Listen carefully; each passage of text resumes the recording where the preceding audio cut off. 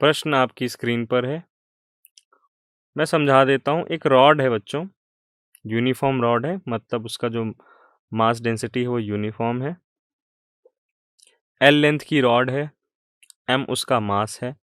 अब उसको कुछ इस तरीके से लटकाया गया है कि उसका एक सिरा हमने स्ट्रिंग से बांध के लटका दिया और जो दूसरा स्ट्रिंग है वो हमने रॉड के दूसरे एंड पे ना बांध के थोड़ा पहले बांध दिया है। तो यहाँ पे कुछ टॉर्क का एप्लीकेशन होगा और आपको डिटरमाइन करना है कि दोनों ही स्ट्रिंग्स पे जो पॉइंट ए और पॉइंट बी पे हमने फंसा रखी हैं रॉड पे, उनमें टेंशन फोर्स कितना होगा। तो बच्चों मैं 5 मिनट का समय देता हूँ। आप आराम से ट्रांसलेशनल इक्विलिब्रियम और रोटेशनल इक्विलिब्रियम की कंडीशंस लगाइए और फिर टॉर्क का कंसेप्ट अप्लाई करके आप टेंशन फोर्स निकालिए। तो बच्चों बढ़ते हैं सॉल्यूशन की ओर। सबसे पहले तो आप दोनों स्ट्रिंग्स पे लगने वाले टेंशन फोर्सेस का नाम दे दीजिए, टी ए और टी बी। फिर सेकेंड स्टेप है, आप फोर्सेस को आइडेंटिफाई करिए कि आपके पूरे सिस्टम में कितनी फोर्सेस काम कर रही हैं। तो बच्चों दो फोर्सेस तो आपको दिख गई कि टी ए हो गई एक और दूसरी टी बी हो गई। अब ये तीसरा फोर्स रॉड का खुद का वेट तो होगा ही, तो आपके पास टोटल 3 फोर्सेस हो गई, टी ए, टी बी और एम जी। अब चूंकि ये जो सिस्टम है ये ट्रांसलेशनल इक्विलिब्रियम में है, यानी कि यहाँ पे नेट फोर्स सिस्टम पे 0 होगा। तो अगर हम वो कंडीशन लिखें तो हमें ये इक्वेशन मिलेगी। mg एक डाउनवर्ड फोर्स है, उसको दोनों टेंशन फोर्सेस मिलके बैलेंस कर रही हैं। तो हमने बस फ्री बॉडी डायग्राम का कंसेप्ट लगा के फोर्सेस की इक्वेशन लिखी। Equation 1 is the equation of forces. अब ध्यान रहे बच्चों, चूंकि यहाँ पे नेट फोर्स हमने 0 माना है, जो कि है भी, तो हमें एक फ्रीडम मिल गई यहाँ पे कि हम किसी भी पॉइंट के अबाउट इन फोर्सेस का टॉर्क निकाल सकते हैं। पॉइंट ए के अबाउट भी, ये मिड पॉइंट जहाँ पे आपका वेट एक्ट कर रहा है इस पॉइंट के अबाउट भी, ये जो थर्ड पॉइंट है बी, इस पॉइंट के अबाउट भी। तो कन्वीनियंस हमें कहाँ पे ज़्यादा मिलेगा, हम एक ऐसा पॉइंट चुन लें जहाँ से कोई फोर्स पास कर रही है, तो हमारे टॉर्क के इक्वेशन में वेरिएबल कम आएंगे। हम ए पॉइंट को चुनते हैं बच्चों और फिर उसके बाद इक्वेशन लिखते हैं टॉर्क की। तो दो फोर्सेस बचे हमारे पास। ए पॉइंट के अबाउट एम जी टॉर्क को किस तरह घुमाने की टेंडेंसी रहेगा बच्चों, क्लॉकवाइज। और जो बी पॉइंट पे टेंशन फोर्स लग रहा है वो इसको एंटी क्लॉकवाइज घुमाने की टेंडेंसी रखेगा। तो ये रही आपकी टॉर्क की इक्वेशन, एम जी यानी कि फोर्स और उस लाइन ऑफ एक्शन की पॉइंट के ए के अबाउट परपेंडिकुलर डिस्टेंस L/2। उसी तरीके से टी बी यानी कि बी पॉइंट पे टेंशन फोर्स और उसकी परपेंडिकुलर दूरी पॉइंट ए से ए बी के बराबर है।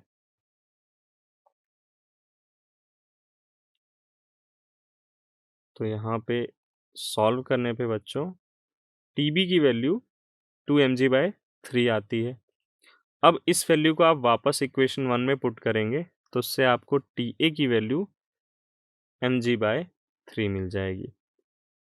तो इस तरीके से बच्चों हमने दोनों ही टेंशन फोर्सेस निकाल ली हैं। अब एक और प्रॉब्लम ट्राई करते हैं, देखते हैं कि हमने इस कंसेप्ट को और कितना बेहतर तरीके से अप्लाई करना सीखा है।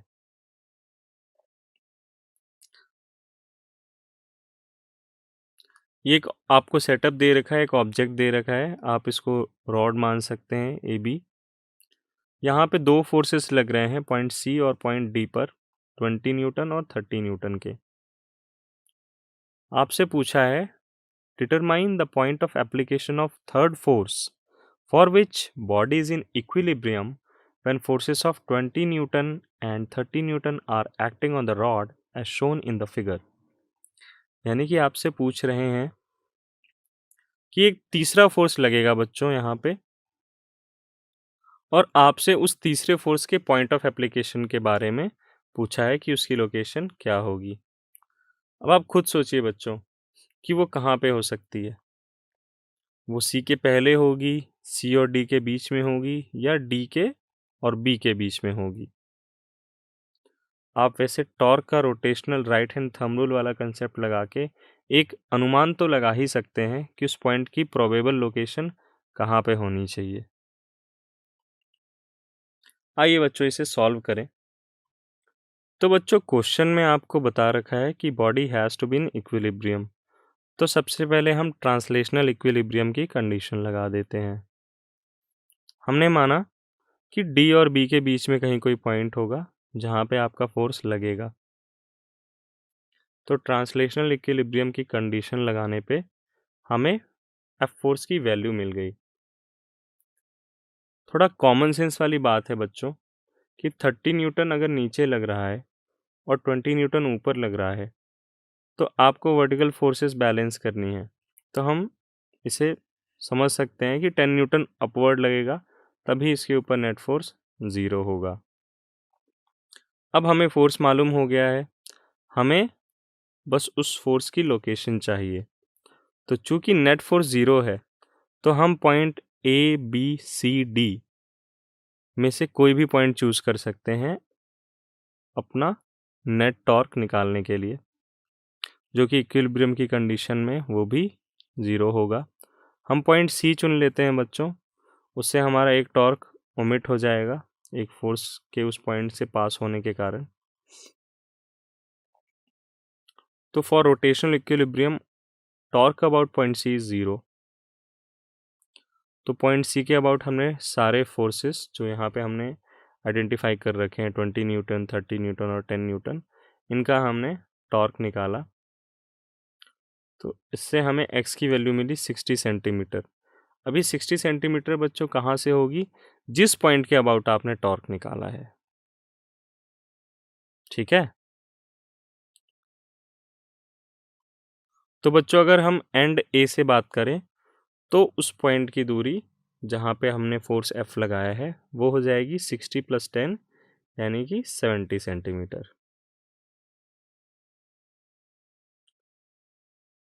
एक और प्रॉब्लम सॉल्विंग वीडियो देखते हैं बच्चों। ये बहुत ही अच्छा क्वेश्चन है, यहाँ पे आपके सारे मैकेनिक्स के कंसेप्ट अप्लाई होंगे, ज़रा ध्यान से करिएगा।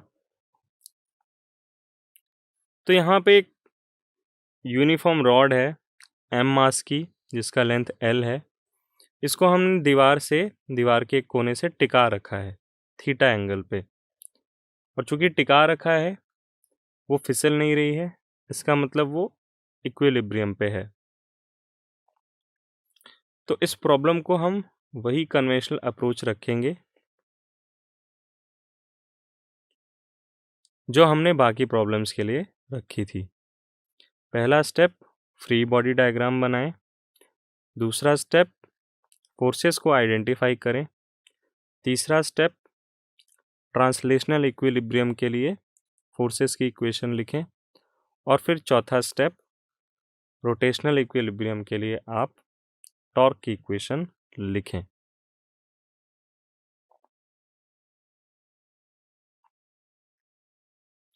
तो बच्चों अगर आप इसके सॉल्यूशन को ध्यान से देखें, मैं एक एक करके सारे स्टेप्स चूँकि यहाँ पे स्क्रीन पे लिखे हुए हैं मैं आपको समझाता हूँ, थोड़ा पेशेंस रखिएगा।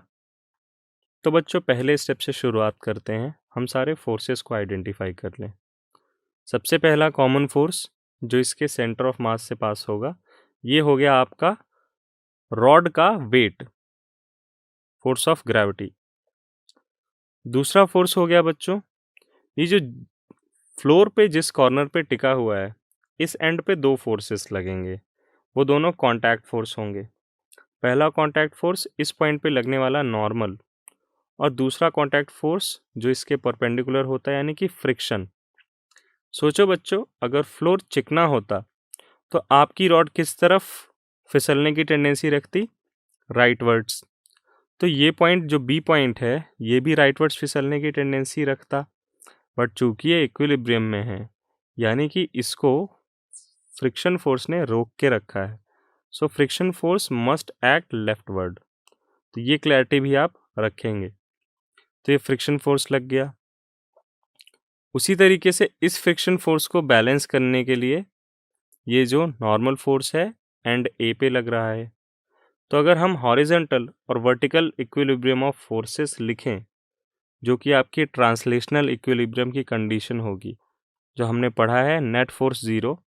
नेट फोर्स ज़ीरो मतलब वर्टिकल डायरेक्शन में जितनी भी फोर्सेस होंगी वो उनका नेट फोर्स भी ज़ीरो होगा। हॉरिजॉन्टल में जितनी फोर्सेस लग रही हैं बच्चों, उनका सम भी ज़ीरो होगा। तो हॉरिजॉन्टल इक्विलिब्रियम से आपका निकल के आया कि बॉस ये जो फ्रिक्शन फोर्स है इसको ये नॉर्मल फोर्स बैलेंस कर रहा है, तभी ये दोनों एंड ए और बी हॉरिजॉन्टली टिके हुए हैं, इधर उधर नहीं भाग रहे। तो यहाँ से कंडीशन मिली N2 is equal to F. अब इनका कोई वर्टिकल डिस्प्लेसमेंट भी नहीं हो रहा है, इसका मतलब ये कि mg जो बॉडी वेट है आपकी रॉड का, वो बी पॉइंट पे लगने वाले नॉर्मल फोर्स से बैलेंस हो रहा है। तो ये ट्रांसलेशनल इक्विलिब्रियम से आपका दूसरा कंक्लूजन निकला। अब एक और बात ये है नोटिस करने वाली, चूंकि आपकी बॉडी का एक्सीलरेशन ज़ीरो है, जो सेंटर ऑफ मास है वो भी कहीं मूव नहीं कर रहा है, तो उससे भी हम कंक्लूड कर सकते हैं कि उसके अबाउट जो फोर्सेस लग रही हैं वो सब एक दूसरे को बैलेंस कर रही हैं। खैर वो तो बात की बात है, आप अगर सिर्फ ट्रांसलेशनल इक्विलिब्रियम की कंडीशन लगाएं तो भी ये कंक्लूजन आप ड्रॉ कर सकते हैं। तो आगे बढ़ते हैं टॉर्क की ओर। अब चूंकि रॉड आपकी स्टेशनरी है तो हम एक बार रोटेशनल इक्विलिब्रियम भी चेक कर लेते हैं। ऑब्वियस सी बात है कि अगर वो रेस्ट पे है इसका मतलब ये है कि वो रोटेशनल इक्विलिब्रियम पे भी है।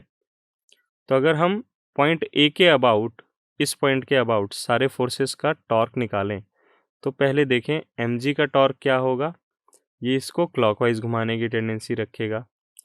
उसी तरीके से जो फ्रिक्शन का टॉर्क है वो भी इसे क्लॉकवाइज घुमाने की टेंडेंसी रखेगा। और जो N1 का टॉर्क है, राइट हैंड थंब रूल से निकालें तो ये रॉड को एंटी क्लॉकवाइज घुमाने की टेंडेंसी रखेगा।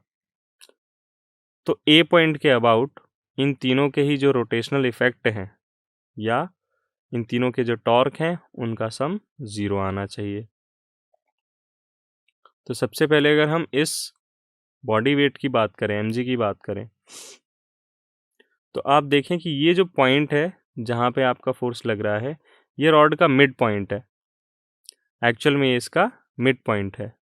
हो सकता है ड्राइंग में आपको ऐसा समझ ना आ रहा हो, बट ये इसका मिड पॉइंट है। तो ये ए से लेके इस point of application of force की दूरी half of length of rod होगी L/2। और ये जो एंगल बनेगा बच्चों, यानी कि इस पॉइंट से अगर आप ये ड्रॉ करें तो ये जो एंगल बन रहा है ये भी थीटा होगा, क्योंकि ये लाइन और ये लाइन दोनों पैरेलल हैं। तो इससे हम ये मान सकते हैं कि ये जो थीटा एंगल है ये L/2 ये लेंथ हुई।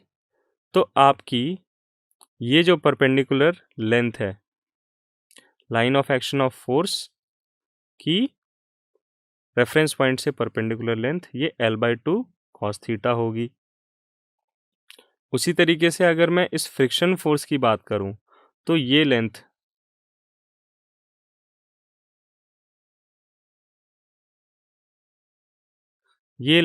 आपकी L साइन थीटा होगी। तो फ्रिक्शन का टॉर्क FL साइन थीटा निकल के आया और आपके बॉडी वेट का torque mg L/2 cos theta निकल के आया। N1 के लिए अगर हम बात करें तो ये जो दूरी होगी ये दूरी भी आपकी L cos थीटा होगी। तो इस तरीके से हमने फाइनली टॉर्क का इक्वेशन निकाला। सॉल्व करने पर हम आगे N1 की वैल्यू जो mg के बराबर है ये हम सब्स्टिट्यूट करने वाले हैं यहाँ पर इस स्टेप पे। ये N1 cos थीटा से बच्चों हमने इसको mg cos थीटा लिख दिया। और तो फाइनली हमारी फ्रिक्शन की value F sin theta is equal to mg cos theta by 2 आएगा। साइन थीटा से डिवाइड करने पे ये mg cot थीटा बाय 2 निकल कर आती है।